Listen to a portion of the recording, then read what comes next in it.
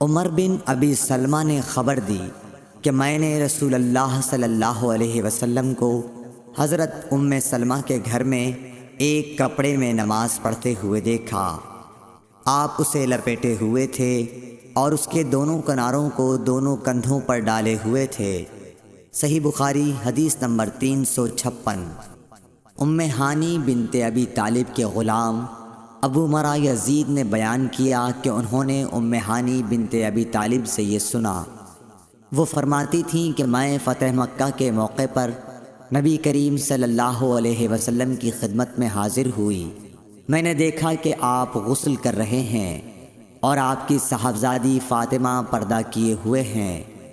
انہوں نے کہا کہ میں نے حضور صلی اللہ علیہ وسلم کو سلام کیا۔ آپ نے پوچھا کہ کون ہے؟ میں نے بتایا کہ ام ہانی بنت ابی طالب ہوں۔ آپ نے فرمایا اچھی آئی ہو ام ہانی۔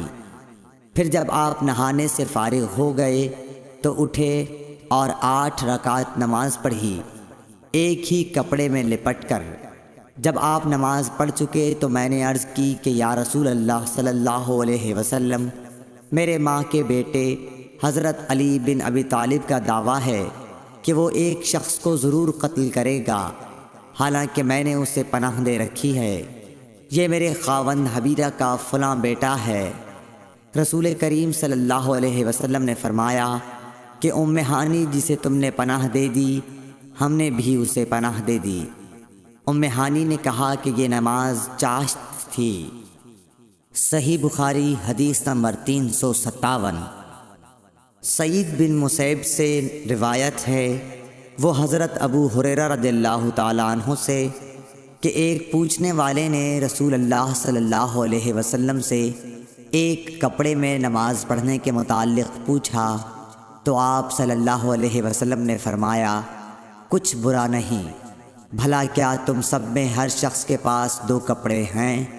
صحیح بخاری حدیث نمبر 358۔ حضرت ابو ہریرہ رضی اللہ تعالیٰ عنہ سے روایت ہے کہ رسول اللہ صلی اللہ علیہ وسلم نے فرمایا کہ کسی شخص کو بھی ایک کپڑے میں نماز اس طرح نہ پڑھنی چاہیے کہ اس کے کندھوں پر کچھ نہ ہو۔ صحیح بخاری حدیث نمبر 359۔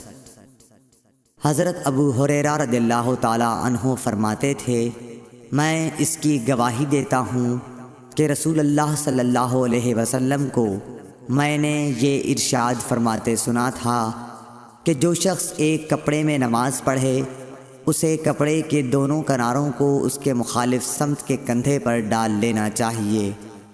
صحیح بخاری حدیث نمبر 360۔ ہم سے یحییٰ بن صالح نے بیان کیا، کہا ہم سے فلیح بن سلیمان نے، وہ سعید بن حارث سے، کہا ہم نے جابر بن عبداللہ سے ایک کپڑے میں نماز پڑھنے کے بارے میں پوچھا تو آپ نے فرمایا کہ میں نبی کریم صلی اللہ علیہ وسلم کے ساتھ ایک سفر غزوہ بوات میں گیا، ایک رات میں کسی ضرورت کی وجہ سے آپ کے پاس آیا۔ میں نے دیکھا کہ آپ صلی اللہ علیہ وسلم نماز میں مشغول ہیں۔ اس وقت میرے بدن پر صرف ایک ہی کپڑا تھا، اس لیے میں نے اسے لپیٹ لیا اور آپ کے بازو میں ہو کر میں بھی نماز میں شریک ہو گیا۔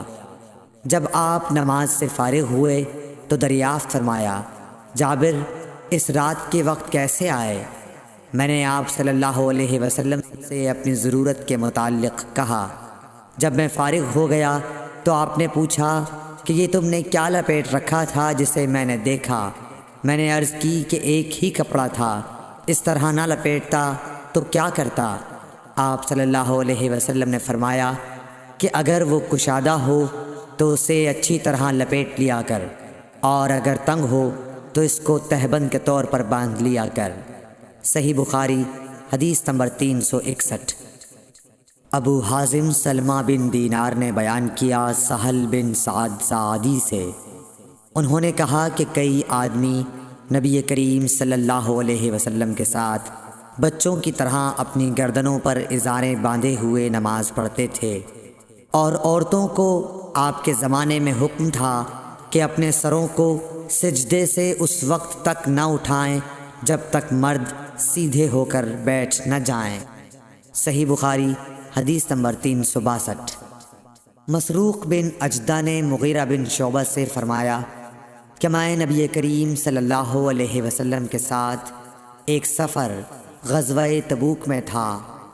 آپ نے ایک موقع پر فرمایا، مغیرہ پانی کی چھاگل اٹھا لے۔ میں نے اسے اٹھا لیا۔ پھر رسول اللہ صلی اللہ علیہ وسلم چلے اور میری نظروں سے چھپ گئے۔ آپ نے قضائے حاجت کی۔ اس وقت آپ شامی جبہ پہنے ہوئے تھے۔ آپ ہاتھ کھولنے کے لیے آستین اوپر چڑھانی چاہتے تھے، لیکن وہ تنگ تھی، اس لیے آستین کے اندر سے ہاتھ باہر نکالا۔ میں نے آپ کے ہاتھوں پر پانی ڈالا۔ آپ صلی اللہ علیہ وسلم نے نماز کے وضو کی طرح وضو کیا اور اپنے خفین پر مسح کیا، پھر نماز پڑھی۔ صحیح بخاری حدیث نمبر 363۔ عمرو بن دینار نے جابر بن عبداللہ انصاری رضی اللہ تعالیٰ عنہ سے سنا، وہ بیان کرتے تھے کہ رسول اللہ صلی اللہ علیہ وسلم نبوت سے پہلے کعبے کے لیے قریش کے ساتھ پتھر ڈھو رہے تھے۔ اس وقت آپ تہبند باندھے ہوئے تھے۔ آپ صلی اللہ علیہ وسلم کے چچا عباس نے کہا کہ بھتیجے کیوں نہیں تم تہبند کھول لیتے اور اسے پتھر کے نیچے اپنے کاندھے پر رکھ لیتے تاکہ تم پر آسانی ہو جائے۔ حضرت جابر نے کہا کہ آپ صلی اللہ علیہ وسلم نے تہبند کھول لیا اور کاندھے پر رکھ لیا۔ اسی وقت غشی کھا کر گر پڑے۔ اس کے بعد آپ صلی اللہ علیہ وسلم کبھی ننگے نہیں دیکھے گئے۔ صحیح بخاری حدیث نمبر 364۔ حضرت ابو ہریرہ رضی اللہ تعالیٰ عنہ نے فرمایا کہ ایک شخص نبی صلی اللہ علیہ وسلم کے سامنے کھڑا ہوا اور اس نے صرف ایک کپڑا پہن کر نماز پڑھنے کے بارے میں سوال کیا۔ آپ صلی اللہ علیہ وسلم نے فرمایا کہ کیا تم سبھی لوگوں کے پاس 2 کپڑے ہو سکتے ہیں؟ پھر یہی مسئلہ حضرت عمر رضی اللہ تعالیٰ عنہ سے ایک شخص نے پوچھا تو انہوں نے کہا، جب اللہ تعالیٰ نے ہمیں فراغت دی ہے تو تم بھی فراغت کے ساتھ رہو۔ آدمی کو چاہیے کہ نماز میں اپنے کپڑے اکٹھا کر لے۔ کوئی آدمی تہبند اور چادر میں نماز پڑھے، کوئی تہبند اور قمیص، کوئی تہبند اور قبا میں، کوئی پاجامہ اور چادر میں، کوئی پاجامہ اور قمیص میں، کوئی پاجامہ اور قبا میں، کوئی جانگھیا اور قبا میں، کوئی جانگھیا اور قمیص میں نماز پڑھے۔ ابو ہریرہ رضی اللہ تعالیٰ عنہ نے کہا کہ مجھے یاد آتا ہے کہ آپ نے یہ بھی کہا کہ کوئی جانگھیا اور چادر میں نماز پڑھے۔ صحیح بخاری حدیث نمبر 365۔